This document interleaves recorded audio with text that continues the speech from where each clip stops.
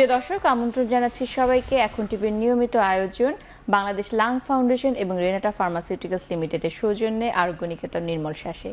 এই অনুষ্ঠানে আমরা কথা বলি ফুসফুসের বিভিন্ন ধরনের স্বাস্থ্য সমস্যা নিয়ে, চেষ্টা করি সমাধান আপনাদের কাছে পৌঁছে দিতে। আমি ডাক্তার সাদিয়া সুলতানা আপনাদের সাথে আছি আজকে এমন একটি বিষয় নিয়ে কথা বলতে, যেটি বিশ্বব্যাপী আজকে পালিত হচ্ছে, তা হচ্ছে বিশ্ব ফুসফুস দিবস। এবছর এই দিবসের প্রতিপাদ্য হচ্ছে সুস্থ ফুসফুস সুস্থ জীবন বা হেলদি লাং হেলদি লাইফ। এই বিষয় নিয়ে কথা বলতে আমাদের সাথে উপস্থিত আছেন আমাদের দেশের দুজন প্রখ্যাত বক্ষব্যাধি বিশেষজ্ঞ। আমাদের সাথে আছেন অধ্যাপক ডাক্তার মোহাম্মদ আলী হোসেন, সভাপতি বাংলাদেশ লাং ফাউন্ডেশন এবং সাবেক পরিচালক জাতীয় বক্ষব্যাধি ইনস্টিটিউট হাসপাতাল। আমাদের সাথে আরও আছেন অধ্যাপক ডাক্তার মোহাম্মদ আব্দুল শাকুর খান, ট্রেজারার বাংলাদেশ লাং ফাউন্ডেশন এবং বিভাগীয় প্রধান আনোয়ার খান মেডিকেল কলেজ এবং হাসপাতাল। দুজনকে স্বাগত জানাচ্ছি আমাদের অনুষ্ঠানে। ধন্যবাদ। অধ্যাপক ডাক্তার মোহাম্মদ আলী হোসেন, আমরা আজকে একত্রিত হয়েছি বিশ্ব ফুসফুস দিবস নিয়ে কথা বলতে। এই দিবসটি বক্ষব্যাধি চিকিৎসকদের জন্য একটি আনন্দের দিন, আবার একই সাথে অনেক অনেক দায়িত্বের জায়গায় এখানে কাজ করছে। তো প্রথমে একটু জানতে চাই এই বিশ্ব ফুসফুস দিবসের পিছনের গল্পটি। হ্যাঁ, এটা আসলে forum of international respiratory society নামে একটা সংগঠন আছে যারা এটা চালু করেছেন, যাতে করে বক্ষব্যাধি বিশেষজ্ঞ এবং বক্ষব্যাধিতে যারা ভুগছেন উভয় যাতে উপকৃত হতে পারে। এবং এটা একটা বৈশ্বিক প্রচারণা, যাতে করে আমরা যারা বক্ষব্যাধি চিকিৎসক আছি আমরা যাতে অনুভব করতে পারি আমাদের নিডটা কী, আমাদের পেশেন্টদের নিডটা কী, এবং পাশাপাশি আমাদের যা নতুন প্রজন্ম আছে যে চিকিৎসকরা আছেন তারা যাতে বুঝতে পারে ফুসফুস মানুষের শরীরে একটা অন্যতম প্রধান অর্গান, এবং এই অর্গানটা অসুস্থ হলে ইন কোর্স অফ টাইম সব অর্গানই এফেক্টেড হয়। আমরা জানি যে নিঃশ্বাস নেওয়ার সাথে সাথে মানুষের জীবন ফিরে আসে, আর নিঃশ্বাস যাওয়ার সাথে জীবন চলে যায়। সুতরাং ফুসফুস যে একটা ভাইটাল অর্গান, এই উপলব্ধিটা আমরা যেভাবে করি পেশেন্টও ঠিক ওইভাবেই করে। এবং নানা রোগ জীবাণুগুলো ফুসফুস আক্রমণ করে সবার আগেই, কারণ ফুসফুসের সাথে বাতাসের সরাসরি সম্পর্ক। সুতরাং যে কোনো জীবাণু প্রথমে ফুসফুসে গিয়ে ভর করে, তারপর সেটা অন্য অর্গানে যায়। আর এই দিবসটা পালনের মাধ্যমে আমরা সচেতন করতে পারি আমাদের চিকিৎসকদেরকে, আমাদের রোগীদেরকে, যাতে করে ফুসফুসকে প্রতিরক্ষা করা যায়, যাতে করে একজন ব্যক্তি হেলদি লাং লিড করতে পারে। ধন্যবাদ, খুবই সুন্দরভাবে আপনি ব্যাখ্যা করেছেন এই যে ফুসফুস দিবসের পিছনের গল্পটি।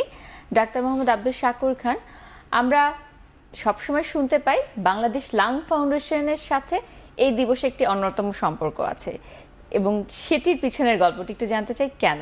আমরা বাংলাদেশ লাং ফাউন্ডেশন যখন তৈরি করি আজকে থেকে বেশ আগে 2007 সালে, আমাদের মূল থিমটা ছিল যে আমরা লাংসের হেলথ নিয়ে আমরা কাজ করব, ফুসফুসের স্বাস্থ্য নিয়ে। এবং এটা আমাদের দেশে একটা আমব্রেলা অর্গানাইজেশন, এবং ইতিমধ্যেই আমরা আমাদের কাজের মাধ্যমে আমাদের দেশের মধ্যে ব্যাপৃতি লাভ করেছি, এবং একই সাথে ইন্টারন্যাশনাল ফোরামে আমরা সাংঘাতিক রকমভাবে সম্পৃক্ত আছি, এটা আমাদের কাজের মাধ্যমে। তো ফার্স্ট যেটা স্যার বললেন, forum of international respiratory societies, এটা একটা মাদার অর্গানাইজেশন বলতে পারেন। তো এদের অধীনে বিভিন্ন অঞ্চল ভিত্তিক যে সংগঠনগুলো আছে যারা ফুসফুসের স্বাস্থ্য নিয়ে কাজ করে, তাদের একটা আমব্রেলা অর্গানাইজেশন, অর্থাৎ তাদের টপে বসে আছে। তো কাজ করতে করতে এক পর্যায়ে আজকে থেকে বেশ কয়েক বছর আগে যখন উপলব্ধি করা হলো যে বিভিন্ন অর্গানাইজেশন তো রিজিওনাল ভিত্তিতে লাং হেলথে কাজ করছে, তো সেই সংগঠনগুলোকে নিয়ে একটি মোর্চা করা যায় কিনা, যেখানে আমরা লাং হেলথটাকে প্রমোট করার জন্য আমরা গ্লোবালি যেন সবাই অ্যাক্টিভেটেড হতে পারি। আমরা অত্যন্ত আনন্দের সাথে এবং গর্বের সাথে জানাচ্ছি যে প্রথম যখন ওয়ার্ল্ড লাং ডে ঘোষণা করা হয় 25 সেপ্টেম্বর পালন করা হবে, তখন সেখানে যে একটা চার্টার্ড হলো, ইন্টারন্যাশনাল চার্টার্ড, সেই চার্টার্ডে কিন্তু বাংলাদেশ লাং ফাউন্ডেশন হচ্ছে সিগনেটরিজ। অর্থাৎ ওয়ার্ল্ড লাং ডে যখন থেকে পালন করা শুরু হলো, শুরু থেকেই আমরা সিগনেটরিজ হলাম। এর অর্থ হলো তাদের সাথে সহযাত্রায় একইভাবে বৈশ্বিক পরিমণ্ডলে লাং হেলথ নিয়ে কাজ করার জন্য আমরা অ্যাকনলেজড হলাম। এটা আমাদের জন্য অত্যন্ত গর্বের। আমরা তার আগে থাকতেই লাং হেলথের উপর কাজ করেছি। আমরা আগেই বলেছি দেশি বিদেশি ব্যাপক প্ল্যাটফর্মে আমাদের উপস্থিতি সরব আছে, এবং সেটা আমাদের এই যখন লাং ডে চার্টারে সিগনেচার করলাম তখন কিন্তু আমাদের দায়বদ্ধতা আরও বেড়ে গেল। আমরা অনুপ্রাণিত হলাম, এবং আমাদের সংগঠনটি এই লাং হেলথের উপর, লাং ডিজিজগুলোর উপর আমরা দেশে এবং বিদেশে আমাদের কার্যপরিধি বাড়ালাম। সেটা আমরা অত্যন্ত যত্নের সাথে এই অবস্থানটাকে আমরা ধরে রেখেছি এবং আগামী দিনকে বর্তমানকে বিশ্লেষণ করে অতীতকে অনুভব করে আগামী দিনের কার্যকলাপ আমরা সেভাবে সাজিয়ে যাচ্ছি। অসংখ্য ধন্যবাদ অধ্যাপক ডাক্তার মোহাম্মদ আলী হোসেন। আমরা শুনি এবং আমরা জানি যে বাংলাদেশ লাং ফাউন্ডেশনের সাথে নির্মল শ্বাসের একটি সম্পর্ক আছে। আবার এদিকে 2025-এ এসে আমরা দেখতে পাচ্ছি যে এই বছরের যে প্রতিপাদ্য হেলদি লাং হেলদি লাইফের মধ্যে আছে এই প্রতিরোধ, নির্মল শ্বাস বা নির্মল বায়ুর ব্যাপার এবং তার সাথে নির্মল বায়ুর সাথে জীবনযাত্রার একটি ব্যাপার। তো এই যে সম্পর্কটা যেটি অনেক আগেই বাংলাদেশ লাং ফাউন্ডেশন উপলব্ধি করতে পেরেছে, সেই ব্যাপারটা একটু নিয়ে জানতে চাই যে এখন এসে এই বিশ্বব্যাপী এই তিনটি বিষয়ের উপর কেন এত জোর দেওয়া হচ্ছে? এই জোর দেওয়ার মূল কারণ হচ্ছে আমরা জানি যে আমরা যে লাং ডিজিজগুলোকে ভাগ করি দুইটা ভাগ, একটা হচ্ছে কমিউনিকেবল ডিজিজ, একটা নন কমিউনিকেবল ডিজিজ। তো কমিউনিকেবল ডিজিজ যেগুলো সেগুলো কিন্তু অনেকটা কন্ট্রোল হয়ে যাচ্ছে কিন্তু, কারণ এগুলো তো আপনার ব্যাকটেরিয়াল ভাইরাল বিভিন্ন ইনফেকশনাস ডিজিজগুলো যেগুলো কমিউনিকেবল। আর নন কমিউনিকেবল ডিজিজগুলো কিন্তু মূল কারণ হচ্ছে এয়ার পলিউশনস অ্যান্ড আদার্স, হ্যাঁ, radiation, air pollutions, food habit, এগুলো হচ্ছে মেইন নন কমিউনিকেবল ডিজিজগুলো।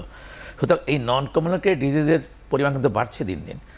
মেইন আমাদের দেশে বিশেষ করে বাড়ার অন্যতম কারণ হচ্ছে এয়ার পলিউশনস, আনপ্ল্যান্ড আরবানাইজেশনস, আর হচ্ছে আপনার different type of food habits, যে এগুলো কিন্তু আমাদের এই নন কমিউনিকেবল বেড়ে যাচ্ছে, যেমন asthma, COPD, lung cancer, interstitial lung disease, এগুলো কিন্তু খুব প্রকটভাবে বাড়ছে সারা ওয়ার্ল্ড ব্যাপী। আমরা মনে করি যে লাং ফাউন্ডেশন প্রথমেই চিন্তা করেছিল যে লাং হেলথ, যেটা শাকুর বললেন যে লাং হেলথ নিয়ে, অর্থাৎ আমরা পুরোপুরি লাংয়ের স্বাস্থ্যটাকে নিশ্চিত করবো এবং সেটা নিশ্চিত করতে হলে আমাদেরকে এই কমিউনিকেবল ডিজিজের পাশে নন কমিউনিকেবল ডিজিজকে বেশি গুরুত্ব দিতে হবে এবং সেটা গুরুত্ব দিতে হলে আমাদের প্রথমেই চলে আসে এয়ার পলিউশনটাকে, এটাকে নিয়ন্ত্রণ করতে হবে, আমাদের খাদ্য অভ্যাস পরিবর্তন করতে হবে, আমাদেরকে এক্সারসাইজ করতে হবে, লাংয়ের ব্যায়াম করতে হবে। এগুলো যদি আমরা করতে পারি তাহলে নন কমিউনিকেবল ডিজিজের পরিমাণটা কমে যাবে, তাতে করে লাংটা অবশ্যই হেলদি থাকবে। একটা হেলদি লাং একটা হেলদি পার্সনের জন্য খুবই জরুরি।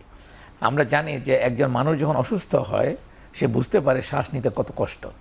সুতরাং হেলদি লাং এর এই প্রচারণা আমরা প্রথম থেকে চালিয়ে আসছি।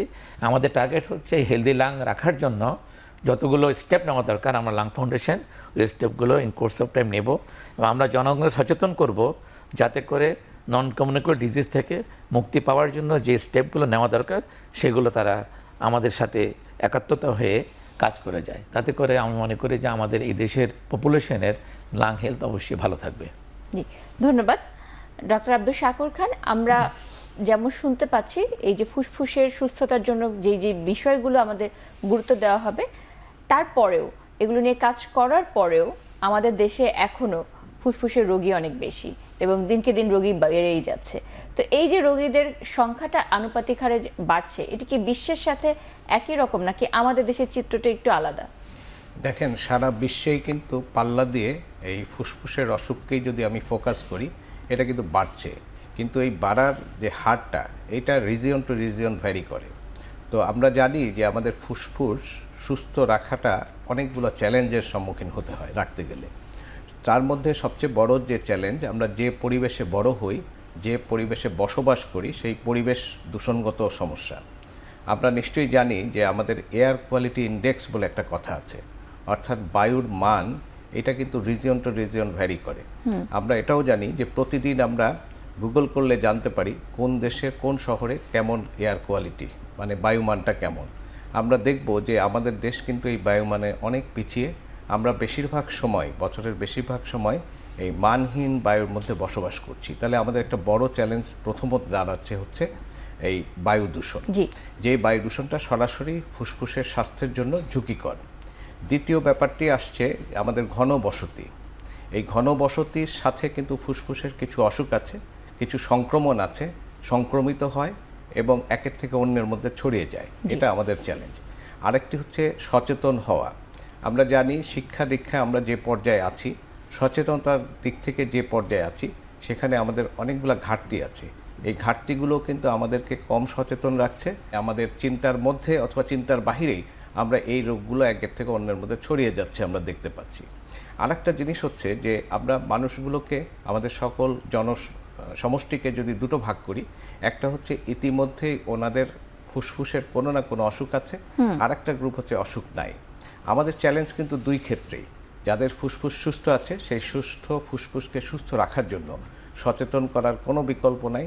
একই সাথে স্যার যেটা বললেন, খাদ্য অভ্যাস বলেন, বায়ু দূষণ বলেন, সচেতন হয়ে চিকিৎসকের পরামর্শ নেওয়া বলেন, এগুলো সব যেমন প্রয়োজন, একই সাথে যারা আবার অসুস্থ অবস্থায় আছেন তাদের সঠিক চিকিৎসা বিশ্বমানের সাথে পাল্লা দিয়ে আমরা যেন সেই চিকিৎসা দিতে পারি, রোগ নির্ণয় করতে পারি এবং সুস্থ একটা ফুসফুস, একজোড়া ফুসফুস আমরা বজিয়ে রাখতে পারি, সেই জন্য আমাদের চ্যালেঞ্জ নিতে হয়। সার্বিকভাবে যেহেতু আমাদের দেশে, আমাদের এই রিজিয়নে, এই সাবকন্টিনেন্টে এই চ্যালেঞ্জগুলো অনেক বেশি, স্বাভাবিকভাবে বিশ্বের অন্যান্য উন্নত বিশ্বের সাথে যদি আপনি কম্পেয়ার করেন তাহলে আমরা বেশি সমস্যার মধ্যে আছি সার্বিকভাবে। জি, ধন্যবাদ অধ্যাপক ডাক্তার মোহাম্মদ আলী হোসেন। আমাদের দেশে বলা হয় যে প্রায় 1 কোটি আছে যারা হাঁপানিতে আক্রান্ত এবং 70 লাখের অধিক মানুষ দীর্ঘমেয়াদী শ্বাসকষ্ট সিওপিডি রোগে আক্রান্ত, পাশাপাশি অন্যান্য ধরনের রোগও আছে। এই চিত্রটি যদিও একটু পুরানো, আমরা দেখেছি প্রায় 10 বছর আগের একটি চিত্র। তো বর্তমানে তো রোগীর সংখ্যা যেমন বাড়ছে এবং রোগ ডায়াগনোসিস বা শনাক্তকরণের হারও বেড়েছে, বর্তমানে অবস্থাটা একটু জানতে চাই আপনার অভিজ্ঞতা থেকে। ডেফিনেটলি পেশেন্ট তো বাড়ছে, কারণ আমরা নিজেরাই দেখতে পাচ্ছি যে আগে ন্যাশনাল অ্যাজমা সেন্টার যেটা আছে বক্ষব্যাধি হাসপাতালে এবং বিভিন্ন যে বক্ষব্যাধি আউটডোরগুলো আছে যে মেডিকেল কলেজগুলোতে, সেগুলোতে রোগীর পরিমাণ যা ছিল এখন প্রায় উপচে পড়া ভিড়। এবং আমরা এখন দেখতে পাচ্ছি যে আমাদের রেসপিরেটরি ইউনিট যেগুলো আছে পেরিফেরাল লেভেলে, উপজেলা হাসপাতাল, ডিস্ট্রিক্ট লেভেলে হাসপাতালগুলোতে, সেখানেও কিন্তু প্রচুর পেশেন্টের ভিড়। এটাতে প্রতীয়মান হয় যে আমাদের দেশে অ্যাজমা সিওপিডির বার্ডেন তো ডেফিনেটলি বাড়ছেই, পাশাপাশি সচেতনতা বাড়ছে। তার কারণ হচ্ছে আগে তো মানুষ বুঝতে পারতো না তার অ্যাজমা সিওপিডি, এখন যেহেতু সে বুঝতে পারে, সে ডাক্তারের শরণাপন্ন হয়। তো আমি মনে করি যে আগে যদি 70 লাখ যখন বলেছি আমরা, সেটা আমাদেরই সার্ভে, এখন হয়তো দেখবো আমরা 1 কোটি পার হয়ে গেছে ওটা। আমরা খুব একটা সার্ভে অলরেডি আমরা প্ল্যান করে ফেলেছি। আমরা এই সার্ভে করলে আপনাদেরকে জানাতে পারবো যে কত রেটে বাই দিস টাইম অ্যাজমা সিওপিডির পরিসংখ্যান বেড়ে গেছে। পাশাপাশি আর কি কি রোগ আমাদের দেশে বেশি দেখা যায় ফুসফুসের? আমাদের দেশে অনেকগুলো রোগী এখন অনেকটা প্রমিনেন্ট হয়ে দাঁড়িয়েছে। তার মধ্যে একটা হচ্ছে রেসপিরেটরি ইনফেকশন, খুব কমনলি হচ্ছে সিজনে। তার সাথে যোগ হচ্ছে নিউমোনিয়া, এবং কোভিডের পরবর্তী নিউমোনিয়াটা ব্যাপক হারে বাড়ছে, আর লাং ক্যান্সারের পরিমাণটা বাড়ছে। আর আরেকটা ডিজিজ যেটাকে আমরা অনেক সময় গুরুত্ব দিই না, সেটা হচ্ছে পোস্ট টিউবারকুলার লাং ডিজিজ যেগুলো। অর্থাৎ একটা পেশেন্টের টিবি হয়ে গেছে, টিবি পরবর্তী জটিলতা, এটার জন্য সে রিকারেন্ট ইনফেকশন হয়ে আস্তে আস্তে কর্মবিমুখ হয়ে যাচ্ছে। এই পোস্ট টিউবারকুলার লাং ডিজিজ একটা বিগ নাম্বার অফ পপুলেশন আমাদের দেশে আছে। আমরা লাং ফাউন্ডেশনের পক্ষ থেকে এই ডিজিজের উপরে ডেমিয়ান ফাউন্ডেশনকে নিয়ে একটা কার্যক্রম এখন চালিয়ে যাচ্ছি, এবং আমরা মনে হয় যে আমরা ইন ফিউচার এটাকে ডিস্ট্রিক্ট লেভেলে, ইভেন আমরা উপজেলা লেভেলে এটাকে নিয়ে যাব, যাতে করে এগুলোর উপরে শনাক্ত করা যায়। এগুলোকে যদি শনাক্ত করা যায় তাহলে তাদেরকে আর্লি রিহেবিলিটেশন করে, তাদেরকে মোটিভেশন করে, তাদেরকে ওয়ার্কিং গ্রুপে আনা যাবে। কারণ এদের একটা বিশাল জনগোষ্ঠী যাদের বয়সটা ওয়ার্কিং গ্রুপের মধ্যে, কিন্তু যেহেতু তারা ফ্রিকোয়েন্টলি সাফার করে, তাদের কর্মবিমুখ হয়ে তারা সমাজের জন্য একটা বার্ডেন হয়ে দাঁড়িয়েছে। জি, ধন্যবাদ। এটি তাহলে আমাদের দেশের জন্য খুবই আশাব্যঞ্জক একটি খবর যে এই ধরনের রোগীদেরকে নিয়েও কাজ করছে বাংলাদেশ লাং ফাউন্ডেশন। অধ্যাপক ডাক্তার মোহাম্মদ আব্দুল শাকুর খান, আমরা বাংলাদেশে অনেক ধরনের রোগী দেখতে পাচ্ছি ফুসফুসের, এর মধ্যে প্রধানত সবচেয়ে বেশি কোন ধরনের রোগী দেখা যায় এবং কোন বয়সী রোগী আমরা বেশি পাচ্ছি? দেখেন, আমরা অনেকগুলো ডিজিজ নিয়ে বার্ডেনের মধ্যে আছি। আপনি যেহেতু বললেন প্রধানতমর মধ্যে বলতে গেলে কিন্তু একটা ইনফেকশাস ডিজিজ আমরা জানি, বহু প্রাচীন রোগ, সেটা হচ্ছে টিউবারকুলোসিস বা যক্ষ্মা। আমরা এখনও যক্ষ্মাপ্রবণ দেশ হিসাবে আছি এবং যক্ষ্মা নিয়ন্ত্রণের ক্ষেত্রে আমরা যথেষ্ট ব্যবস্থা নিচ্ছি, কিন্তু এখনও খুব যে আশাব্যঞ্জক কোনো দিকে কন্ট্রোল করতে যে আমরা পেরেছি সেটা নয়। কিন্তু একটা জিনিস পেরেছি যে যক্ষ্মার যে প্রান্তেই হোক সেই প্রান্তে যক্ষ্মা নির্ণয় এবং চিকিৎসার ব্যবস্থা আমরা করেছি। সেই বিবেচনায় আমাদের চিকিৎসায় অনেক অগ্রগতি আছে, কিন্তু সাফল্যের যে বিষয়টা সেটা সার্বিকভাবে যতটা আমাদের কাঙ্ক্ষিত যে লক্ষ্য, সেই লক্ষ্যে এখনও যেতে পারিনি। আমরা অচিরেই যাব বলে আমরা আশা পোষণ করি। তাহলে যক্ষ্মা একটি দিক। আরেকটি হচ্ছে বায়ু দূষণ, যেহেতু আমাদের এখানে প্রবণ, সেই বায়ু দূষণ প্রবণ দেশ হিসাবে আমাদের যে ফুসফুসের অসুখগুলো আপনি ইতিমধ্যে বলেছেন, সিওপিডি এবং অ্যাজমা, তার পাশাপাশি আমরা নতুন আরেকটি রোগ দেখছি, সেটাকে আমরা ডিপিএলডি অর্থাৎ লাঙে ফাইব্রোসিস হয়ে যাওয়া। আরেকটা স্যার ইতিমধ্যেই বলেছেন যে যেহেতু যক্ষাপ্রবণ দেশ, প্রচুর ফুসফুসের যক্ষা হয়, যক্ষা পরবর্তী কিছু কমপ্লিকেশনস কারো কারো থাকে, যেটা পোস্ট পিটি ফাইব্রোসিস, এটি একটি। আরেকটি বৈশ্বিকভাবেই দেখছেন যে অনেক ধরনের নতুন নতুন এমার্জিং ভাইরাস আসছে। জি, তো বিশ্বের সাথে পাল্লা দিয়ে আমাদের দেশেও এই রোগগুলো, যেমন কিছুদিন আগে কোভিডে আমরা খুব ভুগলাম, আমরা সংগ্রাম করলাম, এখন দেখছি যে বিভিন্ন ধরনের ভাইরাল ডিজিজগুলো আমাদের এখানে হচ্ছে। কিছু কিছু ক্ষেত্রে ভেক্টর আছে, কিছু ক্ষেত্রে ভেক্টর নাই। এটা আমাদের দেশের জন্য একটা চ্যালেঞ্জ, আমরা কন্ট্রোলের জন্য সার্বিকভাবে প্রচেষ্টা চালাচ্ছি। তবে সবচেয়ে বড় কথা হলো কি, আমরা দেখতে পেলাম যে আমরা যদি সচেতন হই, তখনই দেখা যায় আমাদের যে সংক্রামক ফুসফুসের ব্যাধিগুলো, যেটা নিয়ে আমরা প্রায়ই আমাদের জন্য চ্যালেঞ্জে পড়ছি, সেগুলো কিন্তু একটু সচেতন হলে মোকাবেলা করা যাচ্ছে। আমরা যদি আক্ষরিক অর্থে কিছু বলতে চাই, তাহলে আমাদের কিছু প্রমাণ লাগবে, কিন্তু আমাদের উপলব্ধি থেকে কিছু কথা বলতে পারি। যেমন কোভিডকালীন সময় আমাদের দেশে কিন্তু স্বাস্থ্য সচেতনতা অনেক বৃদ্ধি পেয়েছিল সার্বিকভাবে, এবং ওই সময় আমরা যারা এই চিকিৎসার সাথে জড়িত, হাসপাতালে অথবা ব্যক্তিগত চেম্বারে, তারা দেখেছি অনেক অন্যান্য সংক্রামক ব্যাধি অথবা অ্যাসমা বা সিওপিডির যে এক্সাজারবেশনগুলো, এগুলো অনেকগুলো কমে গেছিল। এটার অর্থ এটাই ছিল যে ওই সময় আমরা যে পার্সোনাল হাইজিন, আমাদের যে প্রোটেকশন, আমরা মাস্ক পরার অভ্যাস করেছিলাম, আমরা অনেকগুলো বদভ্যাস থেকে একটু সরে গিয়েছিলাম। আমরা লক্ষ্য করেছি যে ওই সময় এই রোগীগুলো কম ছিল। সেখান থেকে অন্তত বলতে পারবো যে আমরা যদি এই চ্যালেঞ্জটাকে সামনে নিয়ে ব্যক্তিগত, সামাজিক এবং পারিবারিক পর্যায়ে নিজেরা সচেতন হই, তাহলে হয়তো এই যে যে চ্যালেঞ্জগুলো বললাম, যক্ষা, তারপরে বললাম অ্যাসমা, সিওপিডি সহ ইভেন নিউমোনিয়া, এই ক্ষেত্রে আমরা প্রোটেকশন পাবো। আরেকটা জিনিস আছে, আপনি বলছিলেন শিশুদের ক্ষেত্রে কিন্তু অ্যাসমা মানে নন কমিউনিকেবল ডিজিজের পাশাপাশি নিউমোনিয়া একটা আমাদের জন্য একটা সতর্কবাণী, কারণ প্রচুর নিউমোনিয়ার রোগী আমরা পাই।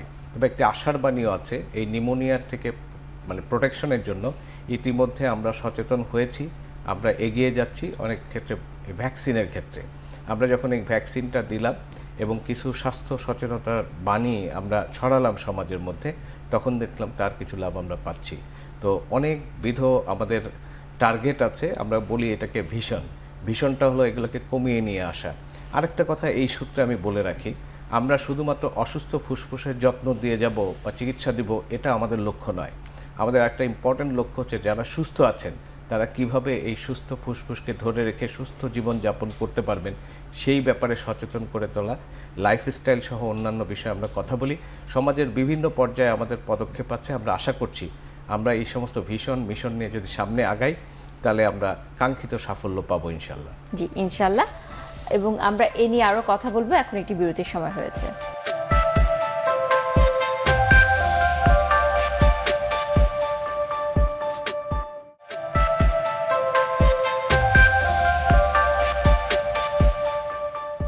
বিরতির পর আবারও স্বাগত জানাচ্ছি আরোগ্য নিকেতন নির্মল শ্বাসে। বাংলাদেশ লাং ফাউন্ডেশন এবং রেনাটা সৌজন্যে এই অনুষ্ঠানে আজকে আমরা কথা বলছি বিশ্ব ফুসফুস দিবস নিয়ে।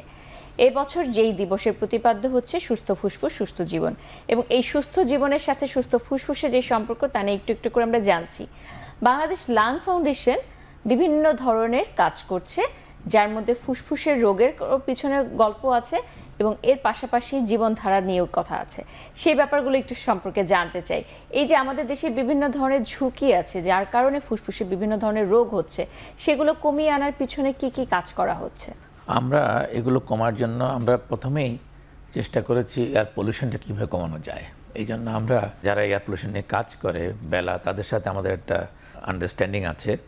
ওনাদের সাথে একযোগে আমরা কিছু কাজ করেছি, যেখানে আমাদের ফাউন্ডেশনের মেম্বাররাও জড়িত ছিল।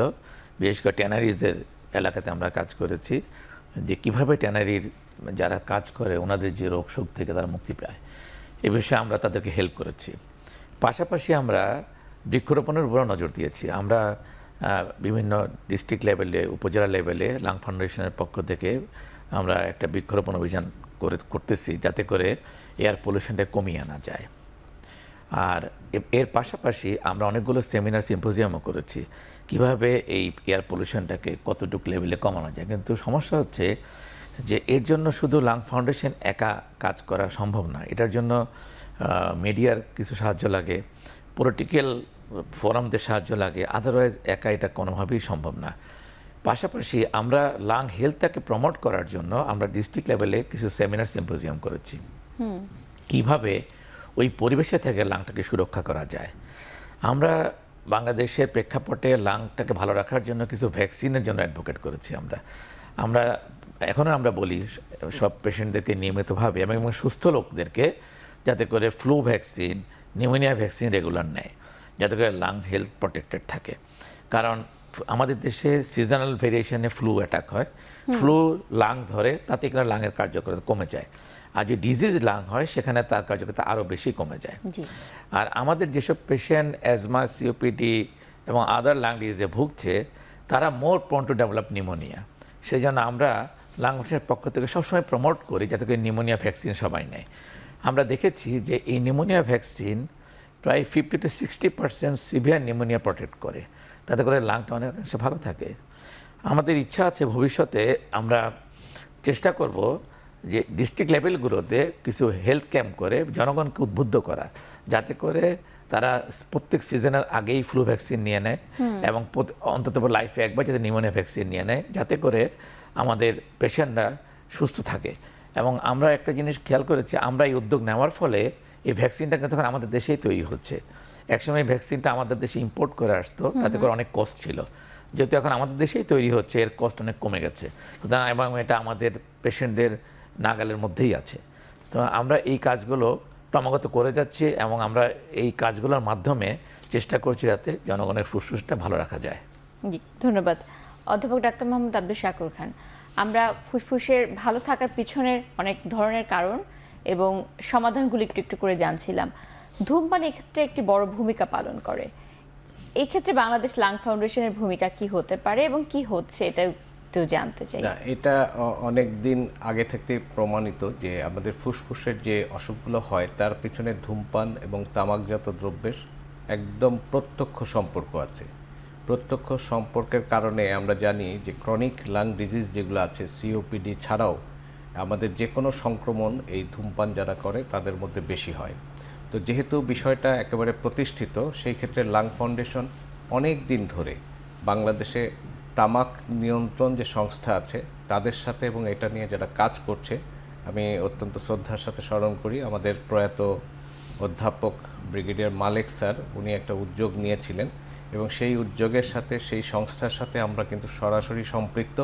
এবং তামাক নিয়ন্ত্রণ আইন সরকার যখন প্রণয়ন করে, বিভিন্ন রকম সরকারি যে কর্মযজ্ঞ চলে সেটার সাথে সরাসরি লাং ফাউন্ডেশন জড়িত। আমরা তাদের সাথে যে কাজগুলো চলছে তাদের সাথে আমরা সরাসরি হেলথ মানে স্বাস্থ্য বিষয়ক, ফুসফুসের স্বাস্থ্য কিভাবে বিঘ্নিত হয় এই তামাকজাত দ্রব্য বা ধূমপানের মাধ্যমে, সেটা আমরা মূলত প্রবন্ধ তুলে ধরি এবং বিভিন্ন বৈঠক, সেমিনার, সিম্পোজিয়ামে আমরা যে পেপার ওয়ার্কগুলো হয় আমাদের বিশেষজ্ঞের মতামত আমরা দিয়ে থাকি। অর্থাৎ লাং ফাউন্ডেশন এই তামাক নিয়ন্ত্রণের ক্ষেত্রে আমরা বাংলাদেশে যে কর্মযজ্ঞ চলে সেটাকে খুব বেশি উপরে তুলে ধরার জন্য, প্রতিষ্ঠিত করার জন্য এই শুরু থেকে কাজ করে যাচ্ছে এবং অব্যাহতভাবে কাজ করছে। আরেকটা বিষয় হলো, এখানে কিন্তু আইনের একটা বিষয় থাকে। তো পরিবেশ আইন বলেন, তামাক নিয়ন্ত্রণ আইন বলেন, সব আইনের ক্ষেত্রে আইন তো হবে, তার ক্ষেত্রে কতগুলো যৌক্তিক প্রমাণ লাগে যে এই ধরনের সমস্যার জন্য ফুসফুসের স্বাস্থ্যের কি ক্ষতি হয়। এই বিষয়টা টেকনিক্যাল সাইডটা আমরা দেখি। অর্থাৎ লাং ফাউন্ডেশন তার বিভিন্ন কর্মযজ্ঞের মধ্যে দেখাতে চায় এবং প্রতিষ্ঠিত করে যে এই ধরনের ধূমপান, তামাকজাত দ্রব্য ফুসফুসের স্বাস্থ্যে তথা সার্বিকভাবে স্বাস্থ্যের জন্য কতখানি ক্ষতিকর, এই বিষয়গুলো যখন তুলে ধরা হয় তখন এটা নিয়ে যারা আইন করেন অথবা পরিবেশ নিয়ে যারা কাজ করেন অথবা এই ধরনের কাজের সাথে সংশ্লিষ্ট, তারা এই তথ্য উপত্যকে সংগ্রহ করে ওইটা নিয়ে কাজ করার জন্য সরকারের সাথে বার্গেনিং পার্ট হিসেবে কাজ করে। জি, ধন্যবাদ অধ্যাপক ডাক্তার মোহাম্মদ আলী হোসেন। আমরা ফুসফুসের স্বাস্থ্যের অনেকগুলো কথা শুনলাম, আবার এদিকে আছে আমাদের একটা বড় রোগীর সংখ্যা এবং সেই রোগীদের ক্ষেত্রে যখন রোগ নির্ণয়ের কথা বলা হয় যে আমরা বহির্বিশ্বের থেকে একটু পিছিয়ে আছি। আধুনিক যে রোগ নির্ণয়ের ব্যবস্থাগুলো রয়েছে সেগুলো আমাদের দেশে খুব একটা প্রতুল নয়। ইদানিং আমরা একটি কথা শুনেছি, এআই টেকনোলজি এবং বিভিন্ন ধরনের নতুন নতুন এই প্রযুক্তি। বাংলাদেশ লাং ফাউন্ডেশন কিভাবে এটির সাথে কাজ করছে? এআই টেকনোলজিটা এখন খুবই ইউজ হচ্ছে, বিশেষ করে চেস্ট এক্সরে এবং সিটি স্ক্যানের ক্ষেত্রে। আমি মনে করি যে এই টেকনোলজিটা যদি আমাদের উপজেলা লেভেলে ইন্ট্রোডিউস করা যায় তাহলে কিন্তু খুব আর্লি চেস্ট ডিজিজ শনাক্ত করা সম্ভব এআই টেকনোলজিটাকে। আমরা লাং ফাউন্ডেশন এআই টেকনোলজির ব্যাপারে আমরা বেশ এগিয়ে আছি। আমরা অলরেডি এআই টেকনোলজি নিয়ে যারা কাজ করছেন তাদের সাথে আমরা কথা বলেছি যে ওনারা একটা ওয়ার্কশপ করে আমাদের ডাক্তারদেরকে প্রশিক্ষণ দেবেন কিভাবে এআই টেকনোলজিকে ইউজ করা যায়। এআই টেকনোলজি আমি মনে করি যে এটা প্রাইভেটলি সম্ভব না, এটা ডেফিনেটলি গভর্নমেন্টকে এগিয়ে আসতে হবে এআই টেকনোলজিকে ইনভলভ করতে হলে। কারণ এটা একটা এই সফটওয়্যার কিনতে হলে নিড এ কস্ট, টাকার প্রয়োজন আছে, এটা তো ফ্রি কেউ কাউকে দেবে না।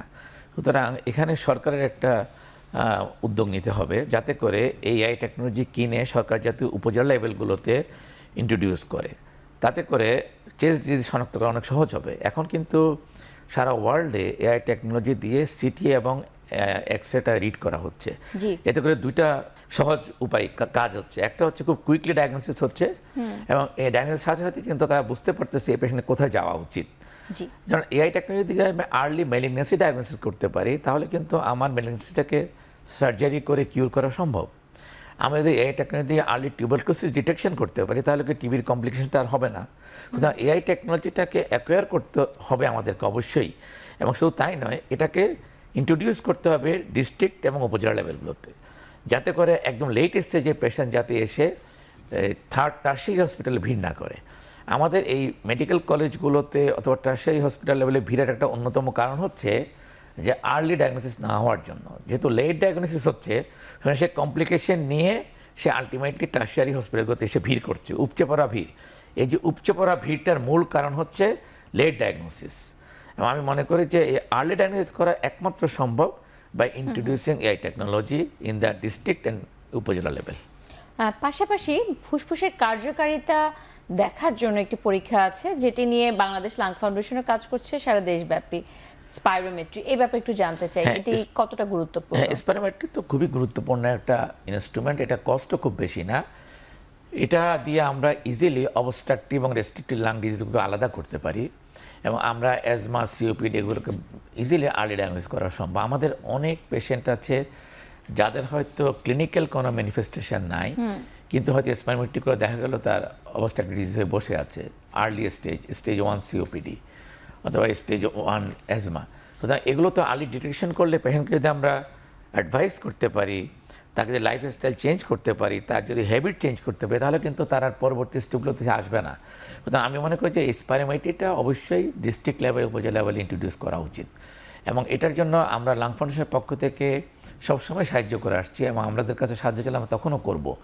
আমরা চাই এই ইনস্ট্রুমেন্টটাকে একদম উপজেলা লেভেলে নিয়ে যাওয়া, যাতে করে আমাদের উপজেলা পর্যায়ে early detection of the obstructive lung disease easily করা সম্ভব।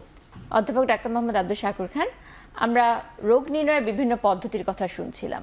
এই রোগগুলোর ক্ষেত্রে একটা প্রধান রোগ হচ্ছে অ্যাজমা।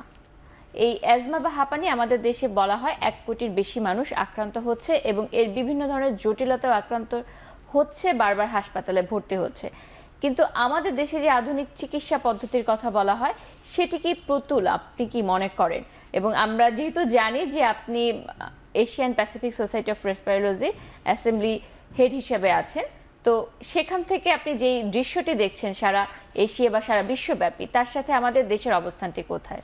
না, এটা সুন্দর প্রশ্ন। আমি মনে করি যে আমাদের দেশে বিশ্বের সাথে পাল্লা দিয়ে ব্যাপক সংখ্যক অ্যাজমা রোগী আছে। আপনি বলেছেন 1 কোটি বা তারও বেশি। তো এই অ্যাজমা রোগীর ক্ষেত্রে চ্যালেঞ্জটা হলো কি, আমাদের হচ্ছে প্রথমত হচ্ছে ডায়াগনোসিসটা সঠিক হওয়া। তো সঠিক ডায়াগনোসিস করার জন্য যে ধরনের লোকবল দরকার, প্রযুক্তি দরকার, সবই কিন্তু আমাদের আছে। হয়তো সচেতনতার দিক থেকে আমরা একটু পিছিয়ে আছি, তবে আমি বলবো যে আগে যতটা না সচেতন ছিল, এখন পর্যায়ক্রমে বাংলাদেশের মানুষ অ্যাজমা সম্পর্কে যথেষ্ট সচেতন। এখন জনগণ যেহেতু সচেতন, চিকিৎসকরাও ওরিয়েন্টেড, সেই ক্ষেত্রে অ্যাজমা ডায়াগনোসিস হচ্ছে। ডায়াগনোসিস করার জন্য একটা সুবিধা হলো অ্যাজমা ডায়াগনোসিস করতে খুব বেশি পরীক্ষা নিরীক্ষার প্রয়োজন হয় না, যতটুকু প্রয়োজন হয় সেটা আমাদের সামর্থ্য আছে। একটা বিষয় আপনি জানবেন যে কেন্দ্র আর প্রান্তিক বলে কিছু পার্থক্য আছে। স্যার যেহেতু বললেন যে স্পাইরোমেট্রি জাতীয় যে পরীক্ষাটার কথা বলা হলো, এইটা আমরা প্রান্তিক পর্যায়ে পৌঁছানোর চেষ্টা করছি, এটা হয়তো আমরা অচিরেই সফল হব। আরেকটি বিষয় হচ্ছে খুব ইম্পর্টেন্ট, সেটা হচ্ছে আমাদের প্রযুক্তি আছে নির্ণয় করার জন্য চিকিৎসার ব্যাপারে আমাদের কি অবস্থান।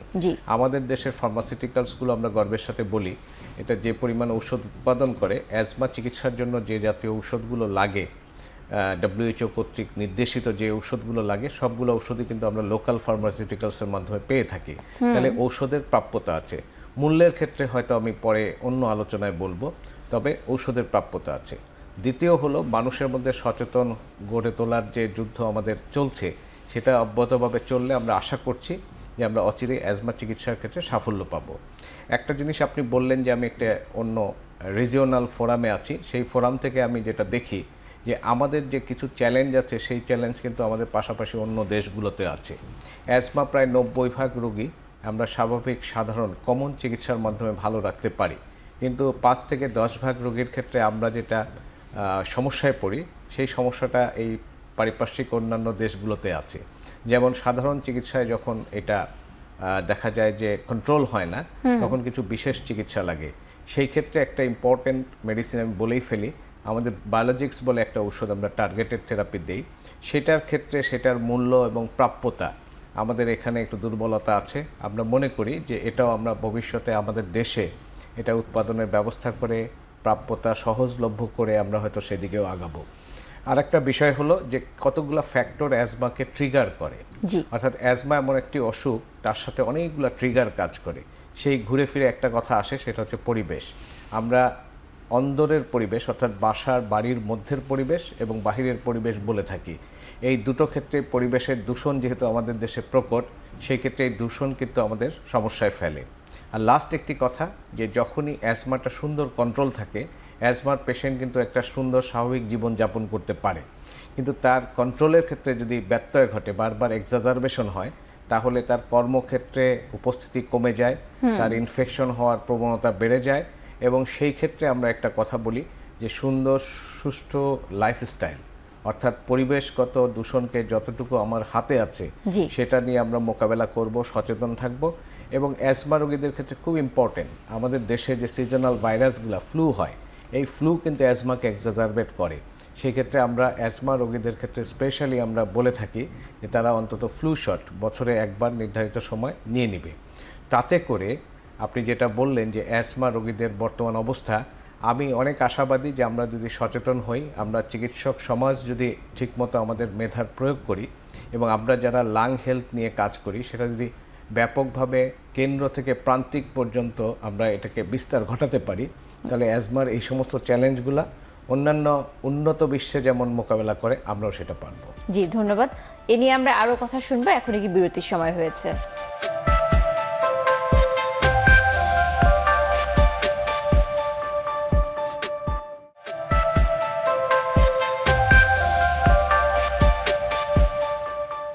বিরতির পর আবারও স্বাগত জানাচ্ছি এখন টিভির নিয়মিত আয়োজন আরোগ্য নিকেতন নির্মল শ্বাসে। বাংলাদেশ লাং ফাউন্ডেশন এবং রেনেটার সৌজন্যে এই অনুষ্ঠানে আজকে আমরা কথা বলছি বিশ্ব ফুসফুস দিবস উপলক্ষে সুস্থ ফুসফুস সুস্থ জীবন নিয়ে। এই সুস্থ ফুসফুসের জন্য বিভিন্ন ধরনের পদক্ষেপের কথা একটু একটু করে জানছিলাম। আমাদের দেশে একটি অন্যতম বড় রোগ হচ্ছে ফুসফুসের যেই রোগটি সিওপিডি। এই সিওপিডি রোগটি কেন হচ্ছে এবং সেক্ষেত্রে আমাদের করণীয় কি, তা একটু সংক্ষেপে শুনে নিতে চাই অধ্যাপক ডাক্তার মোহাম্মদ আলী হোসেন স্যার আপনার কাছ থেকে। সিওপিডিটা আমাদের দেশে একটা বিশাল সমস্যা হয়ে দাঁড়িয়েছে ইদানিং। তার কারণ হচ্ছে, যদিও উন্নত বিশ্বে সিওপিডিটা বলা হয় যে আফটার দ্য এজ অফ 40 অথবা 30 পরে, আমাদের দেশে অনেক আর্লি এজে শুরু হয়। তার প্রধান কারণ হচ্ছে আমাদের স্মোকিংটা অনেক ছোটোকাল থেকে অনেক এরিয়াতে শুরু হয়ে যায়, সেটা একটা ইম্পর্টেন্ট কারণ। আর ফিমেল সিওপিডি আমাদের দেশে অনেক বেশি। তার কারণ হচ্ছে আমাদের যে প্রফেসর সাকুর যেটা বললেন, যে বায়োমাস ফুয়েল, যেটা আমাদের গ্রামে গঞ্জে যে খড়ির চুলে রান্না করছে, পাতায় রান্না করছে, খড়ে রান্না করছে, এগুলো সিওপিডি একটা অন্যতম কারণ।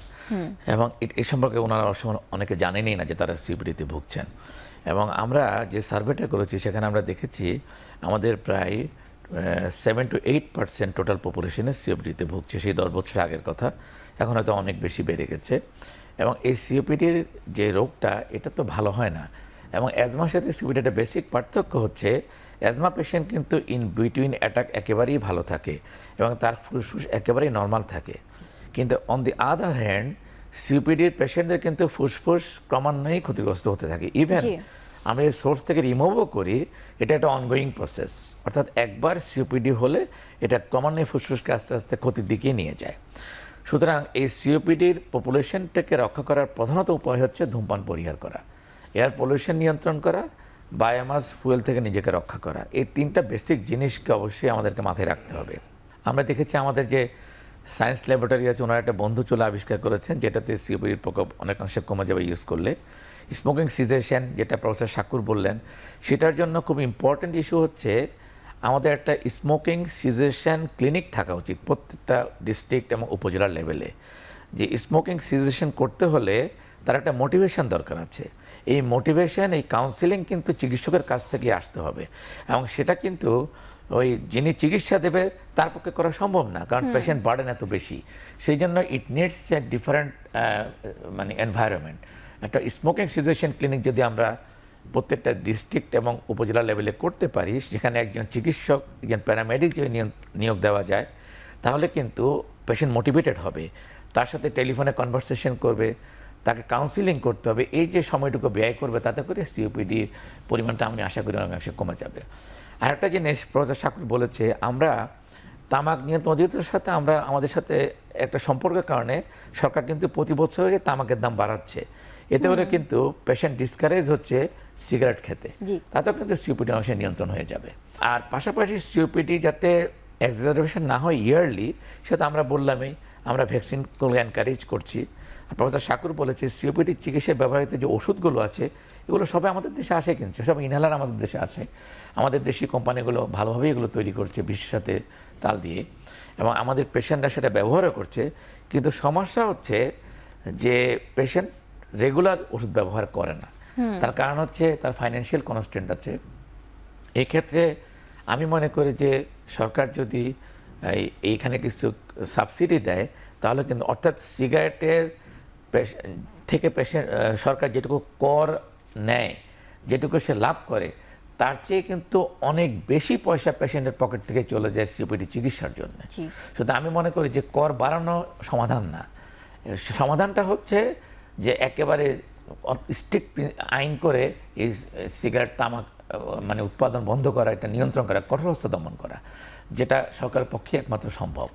পাশাপাশি যে ইনহেলারগুলোর উপরে কিছু সাবসিডি দেওয়া, বিশেষ করে র মেটেরিয়ালের উপরে সাবসিডি দেওয়া, যাতে ইনহেলারের দামটা কম হয়। আমরা জানি যে বিশ্বের অনেক দেশের তুলনায় আমাদের দেশে ইনহেলার অনেক সস্তা কিন্তু, এবং এটা আরও কম দামে যদি দেওয়া যায় তাহলে কিন্তু আমাদের পেশেন্টরা প্রতিনিয়ত ব্যবহার করবে এবং সিওপিডিকে নিয়ন্ত্রণ রাখবে। কারণ সিওপিডি পেশেন্টদেরকে ইনহেলার সবসময় ব্যবহার করতে হয়, তাই এটা নিয়ন্ত্রণ করতে হলে তাকে সারা বছর ওষুধ নিতে হবে, এবং সেটা একমাত্র সম্ভব যদি ওষুধের মূল্যটাকে আমরা পেশেন্টের নাগালের মধ্যে আনতে পারি।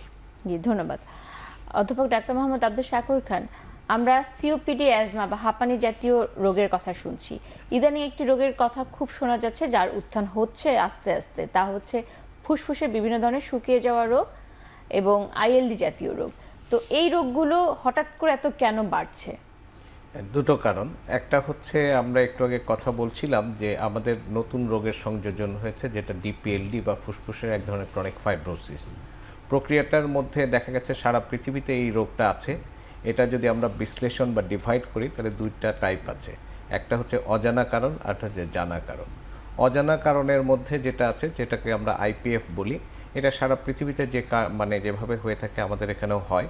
তবে একটা জিনিস আমরা অনুধাবন করি যে আমাদের যে এই যে নগরায়ন হচ্ছে, আমরা যে অ্যাডভান্স হচ্ছি সারা পৃথিবীর সাথে আমাদেরও, এখানে কিছু অপরিকল্পিত আমাদের ব্যবস্থাপনা আছে, সেই ক্ষেত্রে দূষণটা বাড়ছে। অনেক ক্ষেত্রে হয়তো এই দূষণ প্রভাব বিস্তার করছে। আরেকটি হচ্ছে জানা কারণ। আমরা জানি যে আমাদের অনেক ধরনের অসুখ আছে শারীরিক, সেই অসুখগুলোর পরবর্তী একটা কমপ্লিকেশনস হচ্ছে এই অসুখ। যেমন ধূমপানও কিন্তু পরোক্ষভাবে এক ধরনের এই রোগ তৈরি করে, যেটাকে আমরা ডিআইপি বলি। কানেকটিভ টিস্যু ডিজিজ বলে কিছু অসুখ আছে, যেটা আগে থাকতেও ছিল, সেটার একটা কমপ্লিকেশনস এখানে আসে। কিছু কিছু ক্রনিক ইউজ, যদি আমরা ঔষধ কিছু ইউজ করি, সেখান থেকে হয়। সার্বিকভাবে এটা সারা পৃথিবীতে যেমন আছে আমাদেরও আছে। হয়তো সেই ক্ষেত্রে এই ধরনের অপরিকল্পিত নগরায়ন, সেখান থেকে বায়ু দূষণ, এটা একটি অংশ দায়ী। আরেকটি হচ্ছে কিছু অসুখ আছে, তার এক পর্যায়ে এসে এই ধরনের ডিপিএলডি হয়। আর যেহেতু অজানা কারণ বললাম 50%, সেটা তো অজানাই থেকে গেল, আমরা সঠিকভাবে বলতে পারবো না ঠিক কোন কারণে এটা হচ্ছে। তবে এখানে আসার বিষয় হলো যে আগে যেগুলোকে আমরা সহজে ধরতে পারতাম না, এখন প্রযুক্তিগত উন্নয়ন, জ্ঞানের উন্নয়ন এবং আমাদের প্র্যাকটিস, এগুলো সব কিছু মিলেই কিন্তু এই ডায়াগনোসিসটা এখন হচ্ছে। হয়তো একসময় এগুলো ঠিক সঠিকভাবে ডায়াগনোসিস হতো না, এখন প্রযুক্তিগত কারণে, জ্ঞানের বৃদ্ধির কারণে এটা আমরা ডায়াগনোসিস করছি। আর একটা আশার বিষয় হলো যে আমরা এখন এই চিকিৎসা করতে যে ঔষধগুলো দরকার, তার নতুন নতুন ওষুধ আমরা পাচ্ছি এবং পাইপলাইনে অনেক ওষুধ আছে, ভবিষ্যতে হয়তো সেই চ্যালেঞ্জটা আমরা গ্রহণ করতে পারবো। একটা কথা আপনার প্রসঙ্গ ধরেই আমি বলছি যে এআই টেকনোলজি নিয়ে যে কথাটা বলেছিলেন, সেখানে আমি একটু বলবো, লাং ফাউন্ডেশন অত্যন্ত গর্বের সাথে একটি কথা বলবে। বাংলাদেশে যখন এই এআই প্রযুক্তি এক্স-রের মধ্যে দেখা শুরু করলো, তখন কিন্তু প্রযুক্তিটা বাহির থেকে আনা হলো একটি সংস্থার মাধ্যমে, এবং সেটা কতখানি সুনির্দিষ্টভাবে বলে সেটা কম্পেয়ার করার জন্য আমাদের এক ঝাঁক পালমোলজিস্ট আমরা কিন্তু সেখানে কাজ করি, এবং ইতিমধ্যে আমরা কয়েক হাজার এক্স-রে রিড করে ফেলেছি। এআই একটা রিপোর্ট করেছে, আমরা আমাদের মতামত দিয়েছি। এটা এজন্যই বলেছি, এআই হচ্ছে একটা ইম্পোর্টেড একটা টেকনোলজি। আমাদের দেশের পার্সপেক্টিভে এটা কতখানি কাজ করবে সেটার জন্য একটা গবেষণা হওয়া দরকার। সেই গবেষণার একটা অংশ কিন্তু লাং ফাউন্ডেশন ইতিমধ্যেই হয়েছে, এবং আগামীতেও এই ধরনের যে লোকাল গবেষণা হবে অথবা রিজিওনাল গবেষণা হবে, সেখানেও কিন্তু লাং ফাউন্ডেশন কাজ করবে বলে আমরা আশা করছি। জি, ধন্যবাদ। আমাদের আরেকটি বিরতির সময় হয়েছে।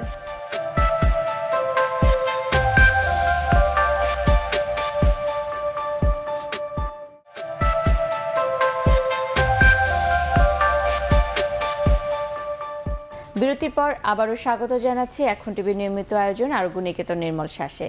বাংলাদেশ লাং ফাউন্ডেশন এবং রেনাটার সৌজন্যে এই অনুষ্ঠানে আজকে আমরা কথা বলছি বিশ্ব ফুসফুস দিবস উপলক্ষে বিশেষ অনুষ্ঠান সুস্থ ফুসফুস সুস্থ জীবন। আমরা সুস্থ ফুসফুস রাখার জন্য এবং জীবনধারা সুস্থ রাখার জন্য বিভিন্ন ধরনের পদক্ষেপের কথা শুনছিলাম, এবং সেক্ষেত্রে বারবার একটি কথা চলে আসে, আমাদের দেশে এই কার্যক্রমগুলো একটু একটু করে পিছানো। তার পিছনে একটি কারণ হচ্ছে আমাদের দেশে গবেষণার অভাব। আমাদের দেশে প্রচুর রোগী, কিন্তু সেই তুলনায় কাগজে আমরা দেখাতে পারছি না যে রোগীগুলোর গল্পগুলো কি। তো ইদানিং আমরা শুনি বাংলাদেশ লাং ফাউন্ডেশন এক্ষেত্রে একটি বড় ভূমিকা পালন করছে, সেই গল্পটি তো জানতে চাই প্রফেসর ডক্টর মোহাম্মদ আলী হোসেন স্যারের কাছ থেকে। আসলে লাং ফাউন্ডেশন এক্ষেত্রে পুরোই ব্যতিক্রম আমি বলবো। তার কারণ হচ্ছে আমাদের এই ফাউন্ডেশনে প্রচুর ইয়াং এবং সায়েন্টিফিক মনস্ক চিকিৎসক আছেন, এবং তার কারণে কিন্তু আমাদের ফাউন্ডেশন, আমি বলবো যে অনেক ফাউন্ডেশন তো অনেক দূর এগিয়ে আছি আমরা। আমাদের রিসার্চ ওয়ার্ক, প্রচুর রিসার্চ ওয়ার্ক আমাদের এই ইয়াং পালমোলজিস্টরা করছেন, এবং এশিয়া প্যাসিফিক সোসাইটি রেসপিরোলজির যে সিম্পোজিয়াম হবে ফিলিপাইনে ম্যানিলাতে, যেটা হবে 2025-এ নভেম্বরে যেটা হবে, সেখানে আমাদের 20 জন পালমোলজিস্টের রিসার্চ পেপার অ্যাকসেপ্ট হয়েছে। শুধু তাই নয়, আমি বলবো যে এদের মধ্যে বেস্ট অ্যাওয়ার্ড পেয়েছে অনেকজন, এবং তার মধ্যে আমি ডাক্তার সাদিয়া নামও বলছি, সেও পেয়েছে অলরেডি এই অ্যাওয়ার্ডটা, এবং অনেকেই পেয়েছে। এবং শুধু তাই নয়, এবং অনেকের এই রিসার্চ পেপারগুলো ওদের ওয়েবসাইটে এখন পাবলিশড হবে ইন ফিউচারে, যাতে করে সেখান থেকে রেফারেন্স নিয়ে কাজ করতে পারে। সেটা আমরা এদিক থেকে আমরা অনেকাংশে এগিয়ে। শুধু তাই নয়, আমরা কিন্তু লাং ফাউন্ডেশন একটা গ্র্যান্টও পেয়েছি রিসার্চ করার জন্য APSR থেকে। অলরেডি বেশ একটা বড় অঙ্কের একটা গ্র্যান্টও পেয়েছি একটা জেনেটিক স্টাডি করার জন্য, যেটা আমরা অলরেডি ঢাকা ইউনিভার্সিটির সাথে করছি। এবং আমাদের এই রিসার্চ ওয়ার্কের ব্যাপ্তি এত বেশি যে আমাদের ইয়াং পালমোলজিস্টরা খুবই এনথুসিয়াস্টিক, এবং ওরা কিন্তু রিসার্চ করতে আগ্রহী। এখন এই প্রসঙ্গে আমি একটা কথা বলবো, যে রিসার্চ করতে যারা আগ্রহী তাদেরকে রিসার্চে রাখতে হলে তাদেরকে ফাইন্যান্সিয়াল বেনিফিট দিতে হয়। এটা কিন্তু খুবই যৌক্তিক আমি মনে করি, কারণ পেটে ক্ষুধা রেখে তো রিসার্চ করা সম্ভব না। এবং আমি মনে করি যে এই ক্ষেত্রে ফাউন্ডেশনের পাশাপাশি যদি সরকার এগিয়ে না আসে তাহলে কিন্তু এটা সম্ভব না। এটা একটা দিক। সেকেন্ড হচ্ছে, এই যে পালমোলজিস্টরা যে এই ওয়ার্কশপে অংশগ্রহণ করবে, রিসার্চ তাদের পেপার যে প্রেজেন্ট করবে, এদের অনেকেই কিন্তু সরকারি চাকরি করে, এবং এই সরকারি চাকরিতে কতগুলো গদবাঁধা কতগুলো নিয়ম আছে, যে বিদেশ যাওয়া যাবে না, দুবারের বেশি যাওয়া যাবে না, একবারের বেশি যাওয়া যাবে না। এই যে প্রতিবন্ধকতা, এগুলো কিন্তু রিসার্চ ওয়ার্ককে হ্যাম্পার্ড করে। একজন পালমোলজিস্ট তার রিসার্চ করলো, সে তার পেপার সাবমিট করলো, তাকে ইনভাইট করলো, তাকে তারা এয়ারফেয়ার দিল, তাকে হোটেল দিল, গভর্নমেন্ট তাকে পারমিশন দিবে না যাওয়ার জন্য। এটা তো খুবই ডিসহার্টেনিং তার জন্য। ফিউচারে সে এই রিসার্চ ওয়ার্ক থেকে বিমুখ হয়ে যাবে। তা আমার আবেদন হচ্ছে এই অনুষ্ঠানের মাধ্যমে গভর্নমেন্টের প্রতি, those who are really researcher, যারা পেপার পাবলিশ করছে তারা সেখানে যাবে, ইনভিটেশনে যারা অ্যাওয়ার্ড পেয়েছে, তারা যদি সরকারি চাকরি করে থাকে, আমি সদস্য সরকারকে বলবো তাদের জন্য এই ক্ষেত্রে নিয়মটা অবশ্যই শিথিল করা উচিত, যাতে করে তারা এনকারেজড হয় এবং তারা ফিরে এসে আরও নতুন রিসার্চ ওয়ার্ক করে এদেশকে কিছু একটা উপহার দিতে পারে। একটা জিনিস মনে রাখতে হবে, যারা রিসার্চ ওয়ার্ক করে তারা কিন্তু শপিং করার জন্য বিদেশ যায় না, এই কনসেপ্টই ভুল। আমি মনে করি যাদের মাথার মধ্যে এটা ঢুকেছে যে ডাক্তাররা ঘন ঘন বিদেশ যায়, এটা খবর নেওয়া উচিত কারা বিদেশ যায়, সেখানে গিয়ে তারা কী করে। আমি মনে করি আমি খুব জোর গলায় বলতে পারি, আমার ফাউন্ডেশন যারা চিকিৎসক তারা বিদেশ যায় শুধুমাত্র নিজেকে আপলিফট করার জন্য, শেখার জন্য এবং দেশে এসে কিছু কন্ট্রিবিউট করার জন্য। জি, অবশ্যই খুবই গুরুত্বপূর্ণ কিছু কথা স্যার বলেছেন। আমি সময় স্বল্পতার কারণে অধ্যাপক ডাক্তার মোহাম্মদ আব্দুল শাকুর খানের কাছে যাচ্ছি, যেখানে একটু জানতে চাই আজকে আমাদের এই অনুষ্ঠানের পিছনে যে গল্পটি, যে ফুসফুস সুস্থ রাখার জন্য কি কি করণীয়, সেই ব্যাপারে সংক্ষেপে আমাদের দর্শকের উদ্দেশ্যে। আমি একদমই সংক্ষেপে বলবো, আমাদের এবারের প্রতিপাদ্য যেটা ওয়ার্ল্ড লাং ডে, সেটা হচ্ছে সুস্থ ফুসফুস সুস্থ জীবন। তার মানে একটি সুস্থ জীবন কিন্তু আমাদের সবার কাম্য। সেই সুস্থ জীবন যদি আমার কামনার মধ্যে থাকে, তাহলে সুস্থ ফুসফুস আমি চাইবো। আমি ফুসফুস সুস্থ রাখার জন্য দুটো ভাগে ভাগ করব। যাদের ফুসফুস এখনও সুস্থ আছে, সুন্দর আছে, সেই ফুসফুস যেন সুন্দর সুস্থ থেকে জীবনকে সুন্দর করে, তার জন্য তার লাইফস্টাইল ডেইলি যে আমরা চলি, আমাদের যেন ব্যায়ামের পোর্শনটা থাকে, আমরা খাদ্য অভ্যাসটাকে ঠিক রাখি, যে সমস্ত বদভ্যাসের কারণে ফুসফুসের স্বাস্থ্য বিঘ্নিত হয় সেখান থেকে আমরা যেন দূরে থাকি, এটি একটি কথা। আরেকটি হলো যাদের ফুসফুস ইতিমধ্যেই অসুস্থ, মানে হচ্ছে তারা অ্যাসমা, সিওপিডি বা অন্য কোনো অসুখে আক্রান্ত আছেন, তাদের জন্য সরাসরি পরামর্শ হলো তাদের চিকিৎসাটা যেন তারা সঠিকভাবে গ্রহণ করে। চিকিৎসা শুধু ঔষধ নয়, চিকিৎসার সাথে অনেক ব্যবস্থাপনা থাকে, অর্থাৎ তারও কিছু নিয়মকানুন থাকে, তার ডেইলি লাইফটা কেমন চলবে সেটা আছে, কার্যপরিধি কেমন থাকবে এবং চিকিৎসকের সাথে যে পরামর্শটা কখন হবে এই বিষয় সংশ্লিষ্ট থাকবে। আমরা সকলেই যদি সমন্বিতভাবে, আমরা একটা কথা এখন বলি যেটা হচ্ছে কম্প্রিহেন্সিভ অর্থাৎ হলো এখানে এমন একটা ব্যবস্থা চালু থাকবে যেখানে চিকিৎসক চিকিৎসা দিয়ে, ব্যবস্থাপনা দিয়ে উনি বিজয়ী হবেন, যিনি চিকিৎসা গ্রহণ করবেন উনি সঠিকভাবে পরামর্শ মেনে চলে ঔষধ গ্রহণ করবেন, নিয়মিত আমাদের চিকিৎসকের কাছে আসবেন বা চিকিৎসালয়ে আসবেন, অর্থাৎ তার মাধ্যমে তিনি উইন হবেন এবং দেশের সার্বিক স্বাস্থ্য ব্যবস্থা একটা উইন উইন সিচুয়েশন থাকবে, এরকম প্রত্যাশাই আমরা করি। জি, আপনাকে অসংখ্য ধন্যবাদ এবং আপনাকেও ধন্যবাদ আপনাদের মূল্যবান সময় থেকে আমাদেরকে সময় দেওয়ার জন্য। ধন্যবাদ। দর্শক, আজকে এখানেই বিদায় নিতে হচ্ছে। ভালো থাকুন, সুস্থ থাকুন।